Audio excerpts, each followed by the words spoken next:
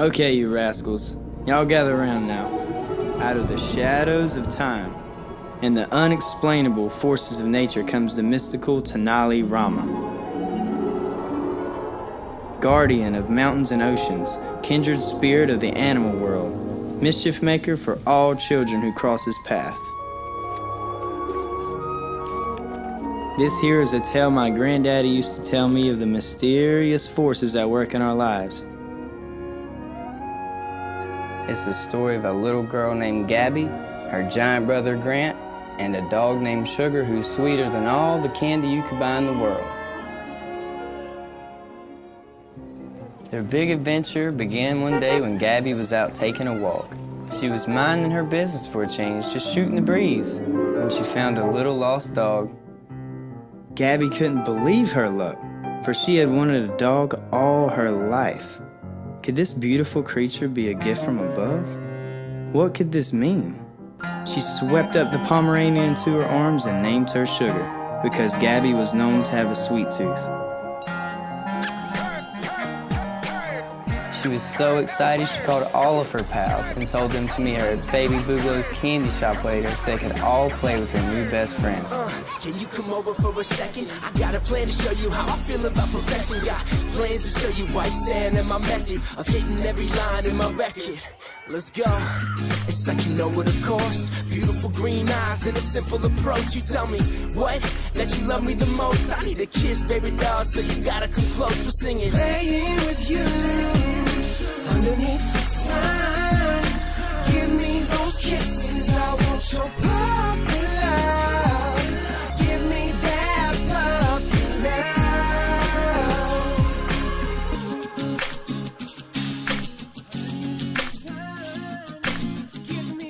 Cut! That was genius! That was brilliant! I don't think we should change anything. Right on the set! Places, everybody. Thanks, sis. Action! Gabby and Grant lived on what you could say the wrong side of the tracks. Their street was also home to a ragtag group of villains who called themselves the Weirdo Boys. They were tougher than one-eared alley cats and meaner than a sack of rattlesnakes. Goose. Mikey Danger.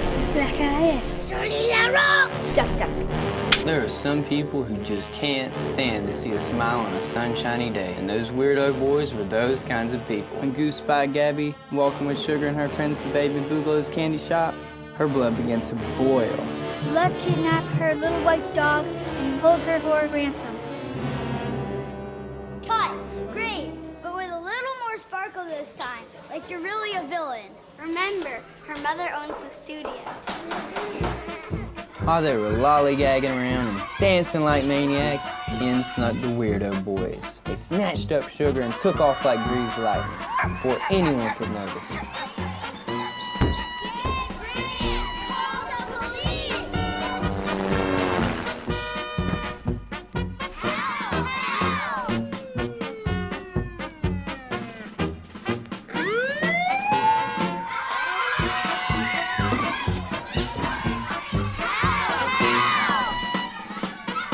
Gabby turned around, she let out a loud cry. It was a sad, sad day indeed. Gramp came and took Gabby home, but she could not stop crying. The police had no leads, and she had all but given up hope. Gramp made a solemn promise that he would do everything in his power to get Sugar back. Promise? Hey, I'm not tall for nothing. I promise. Cross my heart. To distract her from her troubles, Grant turned on the television. Just then, a special bulletin came on the station. Good evening, Flea City. This is Action News with Tova Newworth. Hi, good evening. This is Tova Newworth. This just in, news of a daring dog napping in Flea City. We have an exclusive video from the villains. We are holding Sugar for ransom, and if we don't get $1 million... There's gonna be curtains for the pop. Yeah, curtains. Well, you heard it here first. Terrible news, troubling days for dog owners all over. More news at 8 before kids' bedtimes.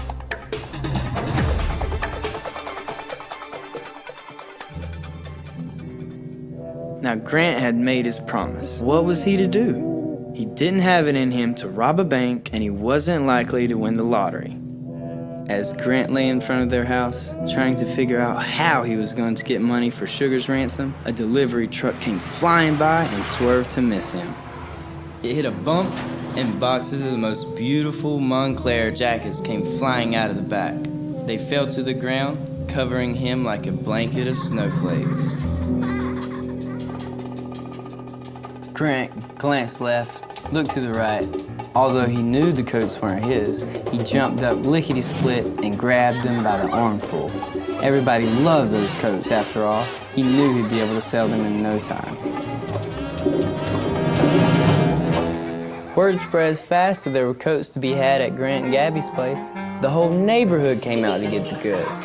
Grant was hoping to make a bundle to help pay for Sugar's ransom, but the sizes of the coats were all wrong.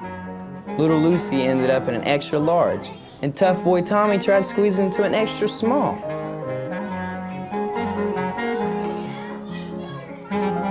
Truth be told, I could use a new jacket myself. I was downtown with my good buddy Shelby Dupree, chasing some girls around.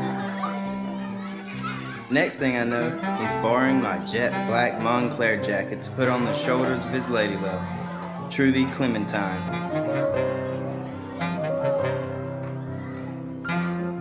Maybe I can talk Grant into giving me one, since all I have in my pockets is a dusty old harmonica and a stick of chewing gum. Where's that sound guy? He's always goofing around. He's so lazy. Hey, Mom, I know I'm late for dinner, but I'm in the middle of a scene. Grant's plan had gone haywire. The driver of the truck called the police, thinking the coats had been stolen. The police chief put together a task force to track down what she figured was a dangerous criminal ring. All the police had to do was follow the trail of coats to catch Grant red-handed. He was big, all right, just not big time, and his coats didn't fit. The officers wrestled Grant to the ground and took him away. Gabby was mad as a mule chewing on bumblebees, but what could she do? All right, punk. You're coming downtown with us. Coffee and donuts for everybody.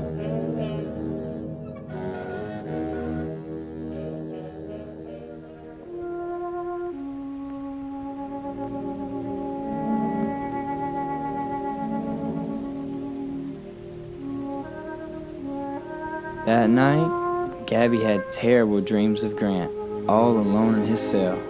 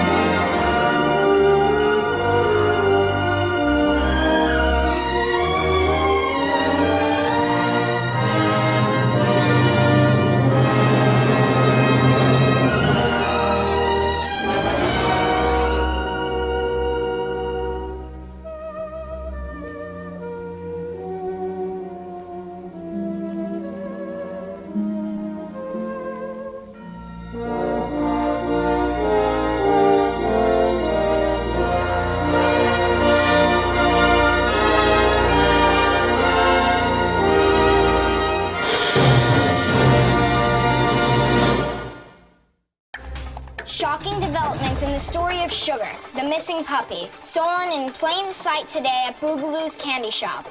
Here's the latest tape from her captors. We demand payment. You're running out of time. You made us wait much longer, and we're gonna use this sugar to bake a cake. To cover their tracks, the weirdo boys got some hair dye to disguise Sugar. They dyed Sugar blacker than black and gave her an exotic Moncler jacket with horns like a devil to wear as a disguise, but she was still sweeter than licorice. The day came for Grant's trial. The town was in complete uproar. Every headline declared him guilty as charged. The music called out, "Extra, extra! Read all about it! Grant is as guilty and crooked as a dog's hind leg!"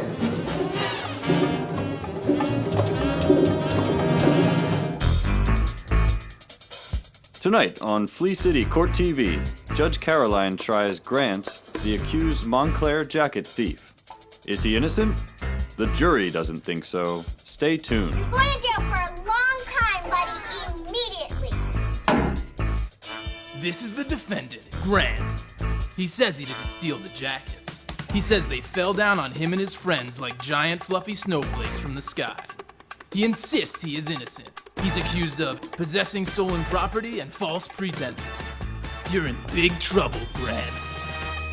Your Honor, Grant didn't mean any harm. Give him a chance. He's guilty. Innocent. Grant just wanted to help Gabby save her dog. Look at him. He's a tall, noble, and generous man. I'm sure he stole those coats. He's like the worst coat seller ever. Oh, no. Yeah, mine didn't even fit. Yeah, baby. Order in the court. Objection! You're barking up the wrong tree, Your Honor, if you'll pardon the expression. My client is innocent. No, he's not. I'm sure of it. I question that you've never gone to jail, so you be quiet. I'm really tired. Even with Quinn as his lawyer, Gabby was as nervous as a long-tailed cat in a room full of rocking chairs. She didn't think there was much hope for Grant. Yes, Your Honor. If it hadn't been for Gabby's sweet tooth, none of this nonsense would have ever happened. I have a little crush on this girl. To everyone's surprise, Judge Caroline softened. She had also grown up as an orphan and knew how important pets were in the lonely hours. She took mercy on Grant and Gabby. I want to help you find these people, get some justice, and save your dog. Well, bless your heart, Your Honor. I know just the person to help. Follow me! I'm only lunch! The courtroom exploded with noise and commotion and flashbulbs. Grant and Gabby snuck out the door with Quinn and Judge Caroline to go visit her friend, the fortune teller.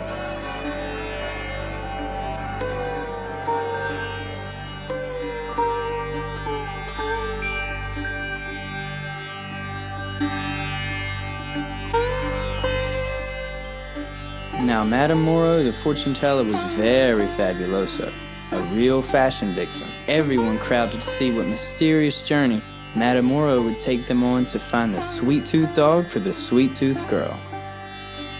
What do you seek, my child?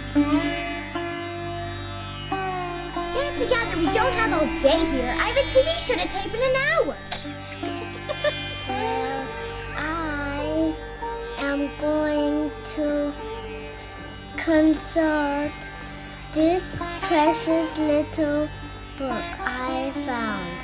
Was it buried under a rock, protected by snapping turtles and psychedelic, poisonous snakes and such? Yes. Really? Yes.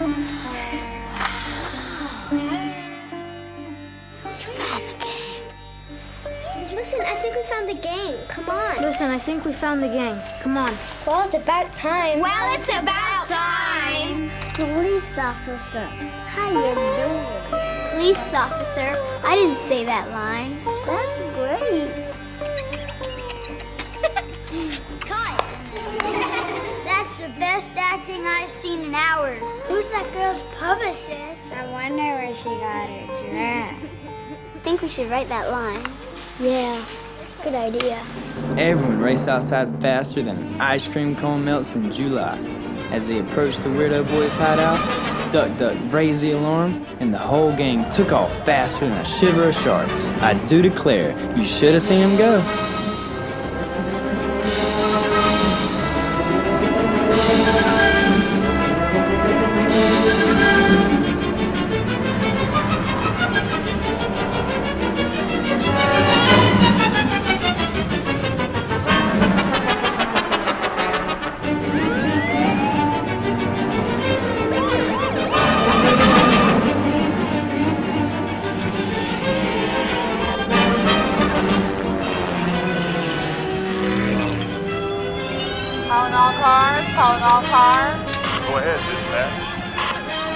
see a little white dog?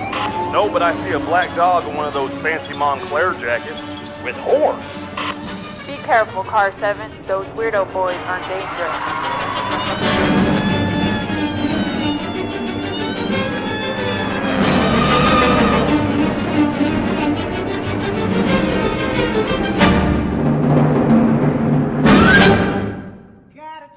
Okay, people. Quiet on the set. Who's singing? You gotta chill out, relax and be easy. Who is that guy? Josh Cocktail. Josh Cocktail. Josh Cocktail. Josh Cocktail? Josh Cocktail. The Weirdo Boys were no match for the speed of the police and Grant's determination. Together, they rounded up the whole gang. Judge Caroline sentenced the Weirdo Boys to community service. She ordered the gang to wash all the cars in Flea City.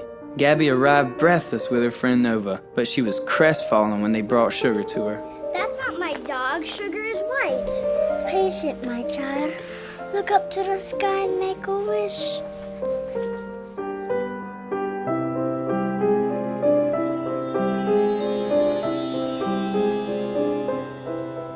And just like that, Sugar turned back to the way she was. Oh, Sugar, I love you a bushel and a peck. Now let's get some candy to celebrate. Well, thank you, Your Honor, for saving the day in Flea City. May I have this dance? I'd be delighted, but what am I gonna do with Sugar? I'll take care of her. You know, you're so bad you're good. My granddaddy used to tell me there was a lesson to be learned in every story. I think you'll agree no one should ever put a price tag on people or animals. They should always be treasured, just like nature. Bless the beasts and the children, for in this world they have no voice. They have no choice. Bless the beasts and the children, for the world can never be the world they see.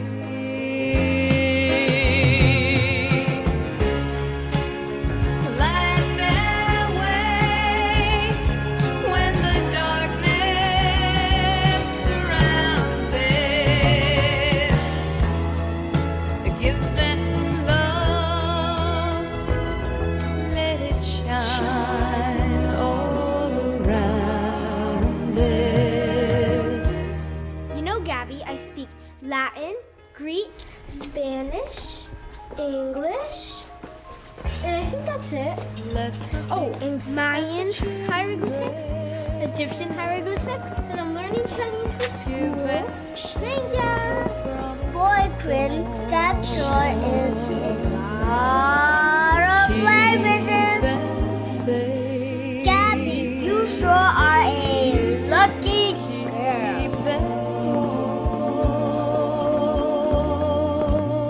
You three should relax, live freely forever and ever, and be easy. You are so fabulous.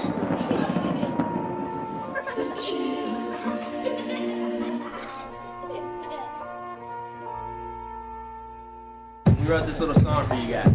Check it out. Just relax, lay back and be easy. Just take your time, let it go, live freely. Just be easy. Listen up, yeah. Palm trees, where we sitting right. And strong dreams, what we're sipping like. That on me, we're living right. And who's saying that some new love can't begin tonight? Well, I didn't, and neither did you. And only got essentials, yeah, candy for two. And now you got me going mental, ain't a thing I can do. I'm sinking deeper in my love as I'm thinking of you. And something the sun knows with the 5 billion. I got words to describe you in the millions and sweet subliminals. But you're a villainous, a sweet criminal, stealing all my feelings for the Just relax, lay back and be easy. Just take your time, let it go, live freely and be easy. Now when I say be, who's gonna say easy? We are easy. Be easy.